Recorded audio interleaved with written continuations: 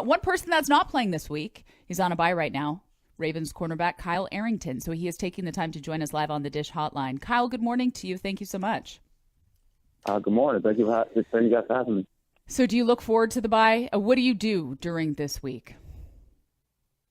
Well, it's a great opportunity to get some R&R. And especially being from Maryland, I didn't really have to travel far. So, I just, great time to pick up some family and friends and relax. I know that some people are mixed when it comes to the bye week, especially when you're coming off of a win. And for the season that you guys have had, it's been a rough one. And it's funny because you look at the games that you've played and they really could go either way. Just tell us how the season has been for you so far. Yeah, like you just mentioned, record could easily, be 7-0, 7-1, 8-0, you name it, any type of way. And, it all came down to the wire. And that way, it goes sometimes. I was just trying to as a football team, we got to find a way to win. And, those close ones. But give a lot of credit to the guys in the locker room. Our attitude never wavered, from preseason to this point of the season. Guys going to work every day with the same attitude, excited, looking forward, to coming to work. So it's a great locker room to be around. So you probably, obviously, there's been a lot of conversation about Andy Dalton and the improvement and how much credit he deserves for the Bengals being 8-0. You probably have a better perspective than anybody on what is different about Andy Dalton this year versus the Andy Dalton that you've seen in the past.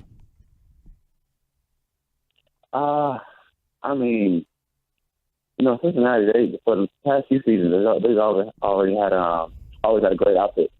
And this year, I guess everything is for them. Offense, defense, other teams, they're doing pretty good things in all three of those phases. And, my hat's off to them. They're looking like a pretty good football team. But when it comes to Dalton in particular, is it just you're looking at it and he has, Tyler Eifert, he has a healthy A.J. Green. I'm just trying to figure out how much. He has a lot of weapons. Yeah. Uh-huh. Is he on that side of the ball. And does he look different to you? Is he doing something when you prepared to play against him and obviously have to go against him again? Is there something that you're seeing him doing that he wasn't doing in the past, or is it simply they're a better team and he's got better pieces around him? Well, he's got a lot of good weapons. Two great running backs. Obviously, great receiving core, great tight ends. Yeah. And, he's looking confident, extremely confident. He's not turning the ball over either, so that always helps, help you win football games. So, like I said, they look like a pretty good team. Here's the other part that I'm curious about. When you go up against an offensive coordinator like Hugh Jackson, you saw some of it last night. Just the trickery and the formations and some of the crazy stuff that he does. What's it like preparing to go up against an offense run by Jack City? Can you repeat that one more time? Hugh Jackson, the Bengals offensive coordinator, does a lot of creative things with formations, and they throw a lot of different things at you. I'm just wondering, is there when you're preparing to face the packages that Hugh Jackson is putting out there, is there any team who would you say is the most creative offensive coordinator or team that gives you the most exotic looks?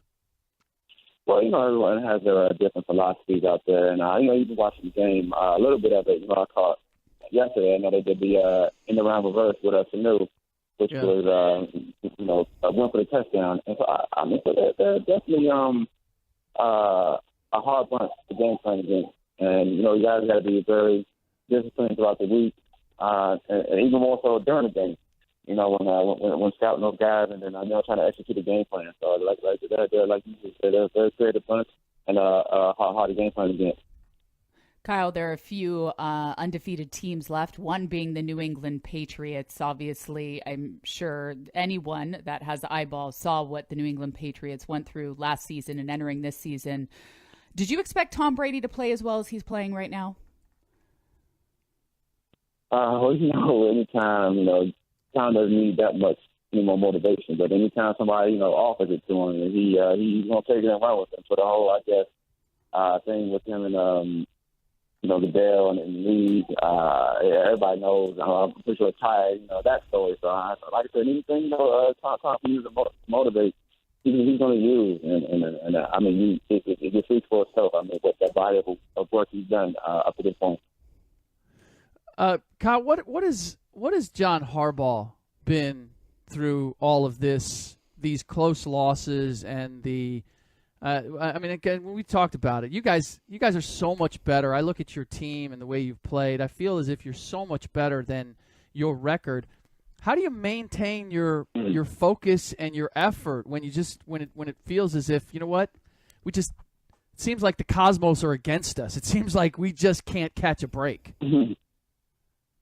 I mean, it's definitely an accountable locker room, to say the least. So, there's no excuses. What we didn't get in break, things not going our way. Like I said, that's not only football, that's life.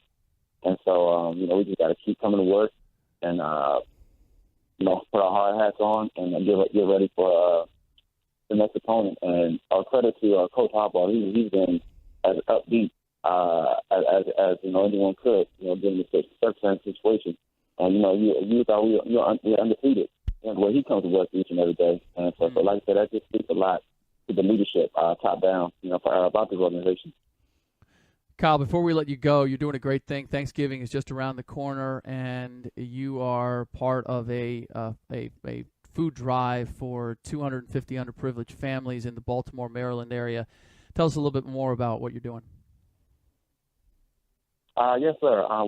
Definitely a lot of credit has to go out the food line who stepped up very big to the plate. We were, I guess, had a few vendors, and we were recording. And like I said, so Food Line said they're going to donate 250 turkeys to families, underprivileged families.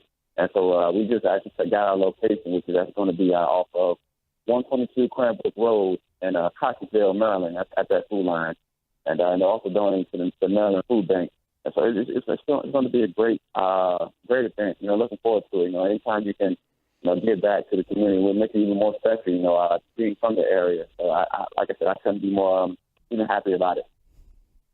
Kyle Arrington, great work on and off the field, of course. We appreciate it. Good luck to you this season, and great job with the food drive that's coming up on Thanksgiving. All right, I appreciate it, guys. Thank you, guys. Bye. That was Ravens cornerback Kyle Arrington joining us live on the Dish Hotline. Sign up for Dish. Get our 2-year TV price lock for just $49.99 a month. That means you'll pay one price for 2 years with no hidden monthly